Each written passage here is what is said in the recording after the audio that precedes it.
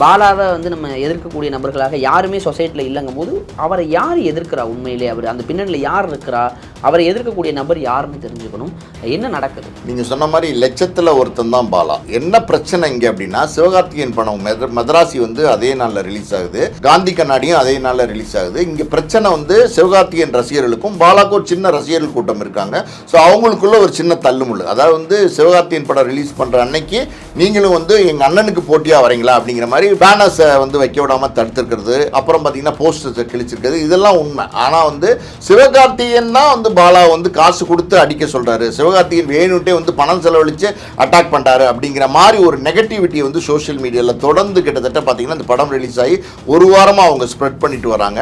இதெல்லாம் வந்து எந்த விதத்திலையும் ஏற்றுக்க முடிகிற விஷயமா தெரியல. அதுவும் வந்து இது எப்படி அந்த டேரக்டர் இது எப்படி கொண்டு போகிறாருன்னா, இந்த பணமெல்லாம் வந்து சிவகார்த்திகேயன் வந்து பிஆர் வச்சு செலவழிச்சு பண்ணுற மாதிரியும் பாலா வரவிடக்கூடாதுங்கிறதுக்காண்டி பண்ணுற மாதிரியும் அவர் சொல்லிட்டு வராரு.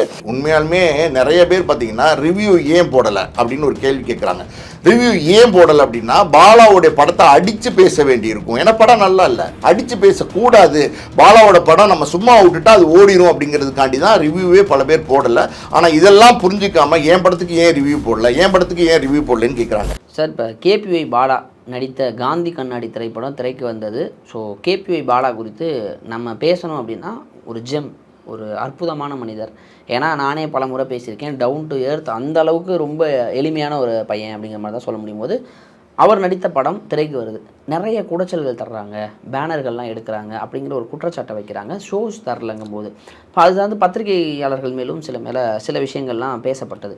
பட் உண்மையிலே அப்படி ஒரு விஷயம் நடக்குதா, இல்லை பாலா தரப்பிலிருந்து வேறு யாரும் தப்பாக புரிஞ்சுக்கிட்டாங்களா? இந்த விஷயத்தை எப்படி பார்க்குறது? ஏன்னா பாலாவை வந்து நம்ம எதிர்க்கக்கூடிய நபர்களாக யாருமே சொசைட்டியில் இல்லைங்கும் போது அவரை யார் எதிர்க்கிறா? உண்மையிலே அவர் அந்த பின்னணியில் யார் இருக்கிறா?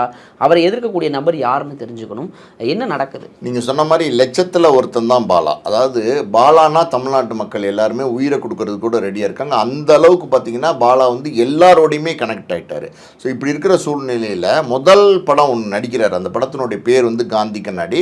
அந்த படம் தியேட்டரில் ரிலீஸ் ஆகுது. என்ன பிரச்சனை இங்கே அப்படின்னா, சிவகார்த்திகேயன் படம் மதராசி வந்து அதே நாளில் ரிலீஸ் ஆகுது, காந்தி கண்ணாடியும் அதே நாளில் ரிலீஸ் ஆகுது. இங்கே பிரச்சனை வந்து சிவகார்த்திகேயன் ரசிகர்களுக்கும் பாலாக்கும் ஒரு சின்ன ரசிகர்கள் கூட்டம் இருக்காங்க. ஸோ அவங்களுக்குள்ள ஒரு சின்ன தள்ளுமுள்ளு. அதாவது வந்து சிவகார்த்திகேயன் படம் ரிலீஸ் பண்ணுற அன்னைக்கு நீங்களும் வந்து எங்கள் அண்ணனுக்கு போட்டியாக வரீங்களா அப்படிங்கிற மாதிரி பல இடங்களில், சில இடங்களில் அப்படி சொல்லலாம், பேனர்ஸை வந்து வைக்க விடாமல் தடுத்துருக்கிறது, அப்புறம் பார்த்தீங்கன்னா போஸ்டர்ஸை கிழிச்சிருக்கிறது, இதெல்லாம் உண்மை. ஆனால் வந்து சிவகார்த்திகேயன் தான் வந்து பாலா வந்து காசு கொடுத்து அடிக்க சொல்கிறாரு, சிவகார்த்திகேயன் வேணுட்டே வந்து பணம் செலவழித்து அட்டாக் பண்ணுறாரு அப்படிங்கிற மாதிரி ஒரு நெகட்டிவிட்டியை வந்து சோஷியல் மீடியாவில் தொடர்ந்து கிட்டத்தட்ட பார்த்தீங்கன்னா இந்த படம் ரிலீஸ் ஆகி ஒரு வாரமாக அவங்க ஸ்ப்ரெட் பண்ணிட்டு வராங்க.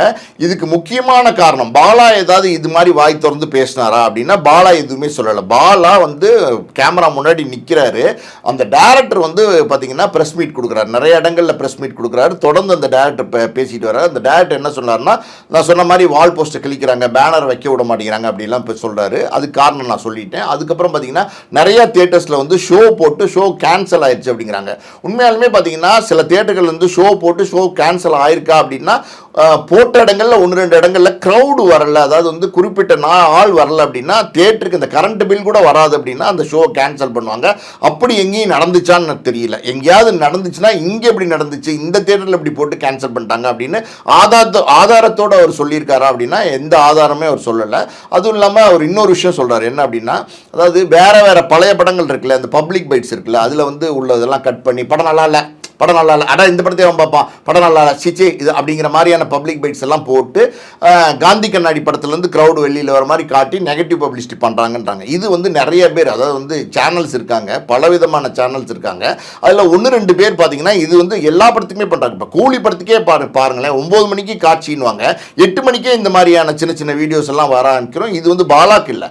இந்த மாதிரி வந்து பாலா படத்துக்கு போடுறாங்கனாலே பாலா வந்து தெரிஞ்ச ஒரு நபராக இருக்காருன்னு தான் அர்த்தம். அதாவது வந்து பாலா படம் அப்படின்னு எல்லாருக்குமே தெரியுதுங்கிறதுனால தான், ஒரு பப்ளிசிட்டியான ஆள், ஒரு தெரிஞ்ச ஆளுன்றதுனால தான் இந்த மாதிரி வந்து கிளிப்பிங்ஸே கட் பண்ணி போடுறாங்கன்னு நம்ம சொல்லலாம். அதுவும் இல்லாமல் அந்த டேரக்டர் என்ன சொல்கிறாருன்னா, ஏதாவது இந்த காந்தி கண்ணாடி படத்தை வந்து நிறைய பேர் நெகட்டிவாக வந்து யூடியூப்பில் ஸ்ப்ரெட் பண்ணுறாங்க, சோஷியல் மீடியாவில் ஸ்ப்ரெட் பண்ணுறாங்க, அதுக்கு வந்து பணம் செலவழிக்கிறாங்க அப்படிங்கிறாங்க. இதெல்லாம் வந்து எந்த விதத்திலையும் ஏற்றுக்க முடிகிற விஷயமா தெரியல. காரணம் என்னென்னா, யாருமே வந்து பாலா அடித்து வந்து பணம் செலவழிப்பாங்களா அப்படின்னா நிச்சயமாக செலவழிக்க மாட்டாங்க. அதுவும் வந்து இது எப்படி அந்த டேரக்டர் இது எப்படி கொண்டு போகிறாருன்னா, இந்த பணமெல்லாம் வந்து சிவகார்த்திகேயன் வந்து பிஆர் வச்சு செலவழித்து பண்ணுற மாதிரியும் பாலா வரவிடக்கூடாதுங்கிறதுக்காண்டி பண்ணுற மாதிரியும் அவர் சொல்லிட்டு வராரு. இது முற்றிலும் இந்த தவறான ஒரு கருத்து. இந்த ஸ்டேட்மெண்ட்டை வந்து அவர் சொல்லும் போது பக்கத்தில் வந்து எப்போவுமே பாலா நிற்கிறார். ஸோ இது என்ன ஆகும்னா, பாலா சொன்ன கருத்தா இல்லை வந்து அந்த டேரக்டர் சொன்ன கருத்தான்னு வந்து ஆடியன்ஸ் வந்து கன்ஃபியூஸ் ஆகுறாங்க. ஆடியன்ஸ் என்ன நினைக்கிறாங்க, இதை பாலாவும் ஆமோதிக்கிறார் அப்படிங்கிறாங்க. நீங்கள் வந்து இப்போ ஒன்றுமே இல்லை, இப்போ பனைமரத்துக்கு கீழே வந்து நீங்கள் பாலே குடித்தாலும் அது கல்லுதான்வாங்க. அந்த மாதிரி நீங்கள் வந்து தவறான நெகட்டிவிட்டி வந்து சோஷியல் மீடியாவில் அந்த டேரக்டர் ஸ்ப்ரெட் பண்ணிட்டு இருக்கார். வெளிப்படையாகவே என்ன சொல்கிறேன், அதனால் என்ன ஆகுதுன்னா பாலாவோட பேரும் கெட்டு போகுது. அந்த டேரக்டர் என்ன நினைக்கிறாருன்னா, இந்த மாதிரி வந்து நெகட்டிவான விஷயங்களை ஸ்ப்ரெட் பண்ணி எப்படியாவது கூட்டத்தை வந்து இந்த படத்தை வந்து பார்க்க வைக்கலாம்னு நினைக்கிறார். அப்படி கிடையாது. அதாவது ஒரு துப்புரவு தொழிலாளர்கள் அவங்க ஒரு 40-50 பேரை கொண்டு போய் தியேட்டரில் உட்கார வைக்கிறது, படம் பார்க்க வைக்கிறது, அவங்க நல்லா இருக்குங்கிறது வீடியோ போடுறது, இதனாலெல்லாம் ஒரு படம் ஓடிடாது. அதாவது ஒரு படம் நல்லா இருக்குது அப்படின்னா 4 பேர் வந்தால் போதும். அந்த 4 பேர் 40 பேராக அடுத்த காட்சிக்கு வருவான். அந்த 40 400 மாறும், அந்த 400 4000 மாறும், 4000 40,000 மாறும். இப்படி தான் பல படங்கள் வெற்றி படங்களாக அமைஞ்சிருக்கு. ஸோ வந்து இந்த படம் வந்து உண்மையாலுமே ஒரு விஷயத்தை பேச வேண்டியிருக்கு. என்னென்னா, பாலா வந்து முதல் தடவையாக வந்து ஒரு படம் நடிச்சிருக்காரு. அது எல்லாருமே நினைக்கிறாங்கன்னா அவர் ஹீரோன்னு நினைக்கிறாங்க. இந்த படத்தில் பார்த்தீங்கன்னா பாலாஜி சக்திவேல் அப்புறம் பார்த்தீங்கன்னா அர்ச்சனா, இவங்க 2 பேர் தான் ஹீரோயின் நடிச்சிருக்காங்க. ஒரு எப்படி சொல்கிறது, ஒரு ஓல்டு கப்புள்ஸு, கணவன் மனைவியை பற்றின கதை. இந்த கதையில் வந்து பாலா வந்து ஒரு சைட் ட்ராக்கில் வர மாதிரி வந்து போகிறார். இன்னும் சொல்ல போனால் ஒரு சப்போர்ட்டிங் கேரக்டர் மாதிரி தான் பாலா நடிச்சிருக்காரு.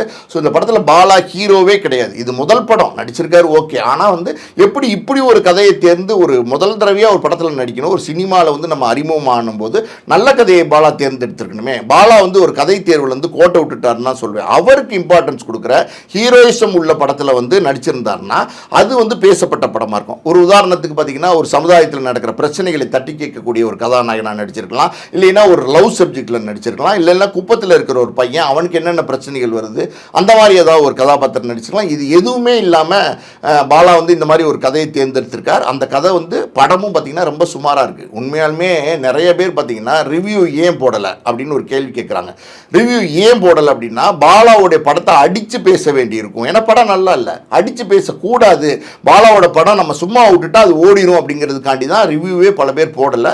ஆனால் இதெல்லாம் புரிஞ்சிக்காமல் என் படத்துக்கு ஏன் ரிவ்யூ போடலை, என் படத்துக்கு ஏன் ரிவ்யூ போடலன்னு கேட்குறாங்க.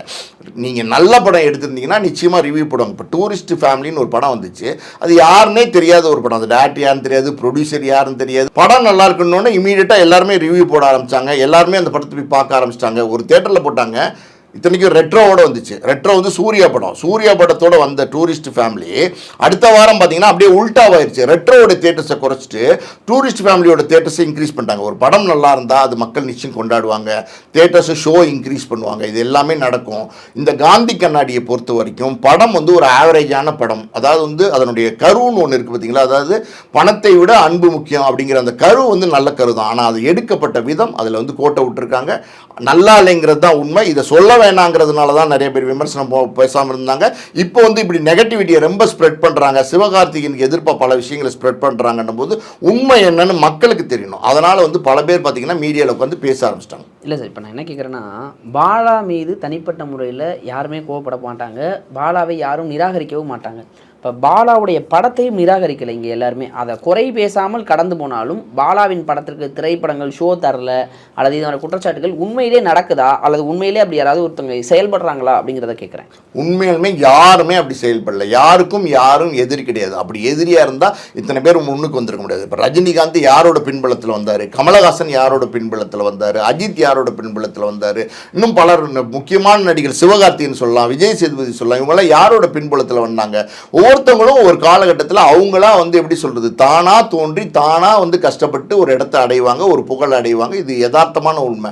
யாரையும் யாரும் வந்து வரதை தடுக்கவும் முடியாது, யாரையும் யாரும் கெடுக்கவும் முடியாது. இதான் வந்து உலக நீதியே அப்படி தான் இருக்குது. அப்படி இருக்கும்போது பாலா அப்படின்னும் போது பாலாவை பொறுத்த வரைக்கும் எல்லாரும் கிட்டேயுமே ஒரு நல்ல பார்வை இருக்குது. அதாவது வந்து பாலா நல்ல மனிதர், பாலா பல பேருக்கு ஹெல்ப் பண்ணுவார், பாலா வந்து எத்தனையோ நல்ல விஷயங்களை செஞ்சுட்டு இருக்காரு, பாலான்னு இன்னைக்கு ஒவ்வொரு குடும்பமும் பாலாவை கொண்டாடுது. பாலா படத்தை நீங்கள் இன்னொரு விஷயம் பார்க்கணும், நல்லா இருக்கோ நல்லாலையோ படம், ஆனால் நம்ம படத்தை பார்க்கணும், பாலா காண்டி பார்க்கணும், நல்லா இருக்கோ நல்லாலையோ பாலா காண்டி பார்க்கணும். இப்படி வந்து பல பேர் வந்து பாலா படத்தை பார்த்துருக்காங்க. கிட்டத்தட்ட பார்த்தீங்கன்னா ஒரு சின்ன படம் இந்த ஒரு வாரத்துக்குள்ளே பார்த்தீங்கன்னா 1 கோடி ரூபாய்க்கு மேலே கலெக்ஷன் பண்ணியிருக்கு. யார் என்னன்னு தெரியாத ஒரு படம், ஒரு பெரிய பிரபலமாக இல்லாத ஒரு நடிகர் நடித்த படம் இவ்வளோ தூரம் கலெக்ட் பண்ணியிருக்கு. இன்னும் சொல்ல போனால் பாலா அதில் ஹீரோவே கிடையாது. அப்படி இருந்து அந்த படம் 1 கோடி ரூபா கலெக்ட் பண்ணியிருக்குன்னா அது பாலா காண்டி தான் எல்லாருமே வந்து படத்தை பார்த்துருக்காங்க. எல்லாருமே தமிழ்நாட்டு மக்கள் வந்து பாலாவை கொண்டாடதும் செய்கிறாங்க. உண்மையாக சொல்ல போனால் பாலாவை ஒருத்தன் அடித்தான்னா அவன் லூஸாக தான் இருப்பான். அந்த அளவுக்கு வந்து பாலா மேலே எல்லாரும் அன்பு காட்டுறாங்க. இதுக்கான வாய்ப்பே கிடையாது. அதாவது வந்து இது ஏதாவது 1% 2% வாய்ப்பு இருக்குமா அப்படின்னா வாய்ப்பே கிடையாது. நீங்கள் சொன்னீங்க தியேட்டர்ஸ் வந்து கம்மியாக கொடுத்துருக்காங்கன்னு. சரி, ஒரு மதராசிங்கிறது வந்து சிவகார்த்திகேயன் நடித்த படம். அவர் ஒரு பெரிய ஸ்டார். அவர் நடிக்கும் போது மேக்ஸிமம் தியேட்டர் வந்து சிவகார்த்திகேயன் படத்துக்கு தான் கொடுத்துருப்பாங்க. இதான் வந்து ரியாலிட்டி. அதுக்கப்புறம் பார்த்தீங்கன்னா பாலா படத்துக்கு ஒரு 100-150 தியேட்டர்கள் வந்து கிடைச்சிருக்கும். அப்புறம் வந்து பார்த்தீங்கன்னா பேட் கேர்ள் வந்திருக்கு. அது வந்து வெற்றிமாறனோட ப்ரொடக்ஷன். அது ஒரு 100-150 தியேட்டருக்கு வந்திருக்கும். இது இல்லாமல் பார்த்தீங்கன்னா ஓடிட்டு இருக்க படம், அதாவது கூலி இன்னும் பல படங்கள் ஓடிட்டு இருக்கு. அது ஒரு 300 ஸ்க்ரீனில் இருக்குது. ஸோ இங்கே எங்கேருந்து வந்து பாலாக்கு ஸ்க்ரீன் கொடுக்காம இருந்தாங்க? அதுக்கு மேலே ஒரு சின்ன படத்துக்கு நீங்கள் தேட்டர் கொடுத்தா கூட 1000 ஸ்க்ரீன் வந்து காந்தி கண்ணாடி கொடுத்தா அது ஓடிடுமா? இந்த ப்ராக்டிக்கலான விஷயங்களை வந்து புரிஞ்சிக்காமல் பேசுகிறாங்க. அதான் சார், இப்போ பாலா படத்தை யாரும் நிராகரிக்கலை. கொடுக்கப்பட்ட ஷோக்கள் அந்த சூழலின் கருதி கொஞ்சம் ஷோ கொடுத்துருக்காங்க. நல்லா ஓடுற பட்சத்தில் அடுத்தடுத்து நிறைய ஷோஸ் தருவாங்க. இதுதான். பட் இருந்தாலும் இவர்கள் தரப்புலேருந்து நம்மளை வேணும்னே ஒரு கார்னர் பண்ணுறாங்களோன்னு ஒரு தப்பாக புரிஞ்சுக்கிட்டாங்க அப்படின்னு தான் சொல்ல வரீங்க, கரெக்டாக? இல்லை, உண்மையே அதான். அதாவது வேணும்னே வந்து கார்னர் பண்ணுறாங்கன்னு தப்பாக புரிஞ்சுக்கிட்டாங்க அப்படிங்கிறது ஒரு ஆங்கிள். அதாவது வந்து எனக்கு தெரிஞ்ச அந்த டேரக்டர் வந்து பார்த்திங்கன்னா திட்டமிட்டே வந்து எல்லா சேனல்லையும் பேசிகிட்டு இருக்காரு அப்படி தான் நான் நினைக்கிறேன். காரணம் என்னென்னா அவர் வந்து அந்த படத்தினுடைய இயக்குனர் இருக்கிறதுனால அந்த படத்தை எப்படியாவது வந்து பப்ளிசிட்டி பண்ணி பூஸ்ட் பண்ணணும்னு நினைக்கிறாங்க. அதாவது பாசிட்டிவ் பப்ளிசிட்டின்னு ஒன்று இருக்குது, நெகட்டிவ் பப்ளிசிட்டின்னு ஒன்று இருக்குது. இந்த நெகட்டிவ் பப்ளிசிட்டியை பூஸ்ட் பண்ணி இந்த படத்தை எப்படியாவது ஓட வைக்கலாம்னு நினைக்கிறாங்க. இன்னும் ஒரு வாரம் ஓடுறத 2 வாரம் 3 வாரம் ஓட வைக்கலாம்னு நினைக்கிறாங்க. அதில் நல்ல படம் எடுத்தால் அது ஓடும். நீங்கள் நெகட்டிவ் பப்ளிசிட்டி பாசிட்டிவ் பப்ளிசிட்டி எல்லாம் அதெல்லாம் வந்து நடக்கவே நடக்காது. இன்னும் நீங்கள் சொன்ன மாதிரி பார்த்தீங்கன்னா யாராலையும் வந்து பெருசாக விமர்சனம் பண்ணிலாம் ஒரு நல்ல படத்தை கெடுத்துடவும் முடியாது. அதனால் வந்து இந்த புரிதல் வந்து அந்த இயக்குனருக்கு சரியாக இருக்கா இல்லையான்னு தெரியல. இந்த இடத்துல நான் ஒரு முக்கியமான விஷயத்தை சொல்ல விரும்புகிறேன். இன்னைக்கு வந்து எப்படி சொல்றது, ஒரு படத்தினுடைய இயக்குனர் அப்படின்னா அதுக்கான பொறுப்பு நிறைய விஷயங்கள் இருக்கு. அது பல பேர் வந்து தெரியாம தான், அதாவது வரவன் போறவன்லாம் இயக்குனர் ஆயிடுறான். அதாவது வந்து எனக்கு தெரிஞ்ச ஒருத்தர் அசிஸ்டன்ட் டைரக்டர் இருக்காரு. அவர் பார்த்தீங்கன்னா கிட்டத்தட்ட 7-8 வருஷமாவே பார்த்தீங்கன்னா நான் படம் எடுக்க போறேன்னு கோடம்பாக்கத்தில் சுத்திட்டு இருக்காரு. இந்த மாதிரி அவர் மட்டும்தான் அப்படின்னா இதே மாதிரி பல பேர் வந்து கோடம்பாக்கத்தில் சுத்திட்டு இருக்காங்க. இன்னைக்கு படம் எடுக்கிறதுனா என்ன அப்படின்னு தெரியாம ஒரு டேரக்டரோட ஒருத்தர் பார்த்து உதவியாளராக இருப்பார். உதவியாளர்னா அசிஸ்டன்ட் டைரக்டர் கிடையாது, அதாவது கூடமாட வேலை செய்கிற ஒரு உதவியாளராக இருப்பார். டேரக்டர் வெயிலில் நிற்கக்கூடாதுன்னு கொடை பிடிக்கக்கூடியவராக இருப்பார். சோறு எடுத்து போடக்கூடியவராக இருப்பார். தண்ணி கொடுக்குறவராக இருப்பார். அவர் என்னன்னா ஷூட்டிங் ஸ்பாட்டில் நின்று பின்னாடியே நின்று பார்க்கறது. என்ன பார்க்கறது? டேரக்டர் என்ன சொல்லுவார்? ரோல், ஆக்ஷன், ஓகே கட் அப்படின்னா இதுதான் டைரக்ஷன் அப்படின்னு வந்து நிறைய பேர் நினைக்கிறாங்க. ஓ இதான் டைரக்ஷனா, இது நம்ம பண்ண மாட்டோமா அப்படின்னு நிறைய பேர் வராங்க. ஸோ இதெல்லாம் வந்து எப்படி சொல்கிறது, சினிமாக்குள்ளே இந்த நிறைய பேர் இந்த மாதிரி வர ஆரம்பிச்சிட்டாங்க. அதே மாதிரி தயாரிப்பாளர்களும் பார்த்தீங்கன்னா யாரோ தயாரிப்பாளராக வராங்க. வாரத்துக்கு பாருங்களேன் 10 படம் 12 படம் 20 படம் அந்த மாதிரி வந்துக்கிட்டே தான் இருக்குது. ஸோ இதெல்லாம் வந்து சினிமாக்கு கேடு. ஓகே சார், எனிவேஸ் இப்போ பாலா திரைப்படத்தின் மீது யாரும் வன்மத்தை கக்கவில்லை. ஒரு தப்பான ஒரு புரிதல் அடிப்படையில் இவங்க ஒரு வேறு விஷயங்கள் பண்ணணும்னு டேரக்டர் பண்ணுறாரு. அது எனிவேஸ் அது பாலா கிட்ட தான் வந்து திரும்பி நிற்குதுங்கும் போது பாலாவை புறக்கணிக்கிறார்களா, பாலாவுக்கு எதிராக ஒரு சதி நடக்குதாங்கிற மாதிரிலாம் பேசுகிறாங்க. அதை பார்க்கும்போது நமக்கே வேடிக்கையாக இருக்குது. இப்போ நமக்கு தெரிஞ்ச அப்படி ஒருத்தர் கூட காதுபடி பாலா அது மாதிரி ஒரு வார்த்தைகள் கூட வந்ததில்லை. ஸோ அதனால் தப்பான ஒரு புரிதலில் இருக்கிறாங்களேங்கிற போது தான் நான் அந்த விஷயங்களை பேச நினச்சேன். எனிவேஸ் பாலாவை எல்லாரும் தான் ஏற்றுக்கிறாங்க, போய் படம் பார்க்குறாங்க. படம் நல்லா தான் வந்திருக்கு. பட் இருந்தாலும் அவருக்கு பொருத்தமான ஒரு படமாக ஒரு நல்ல ஒரு கதையாக செலக்ட் பண்ணிக்கலாமோ ஒரு விமர்சனங்களை தான் நம்ம வைக்க முடியுது. பொறுத்திருந்து பார்ப்போம் சார். நேரம் கொடுத்ததற்கு நன்றி.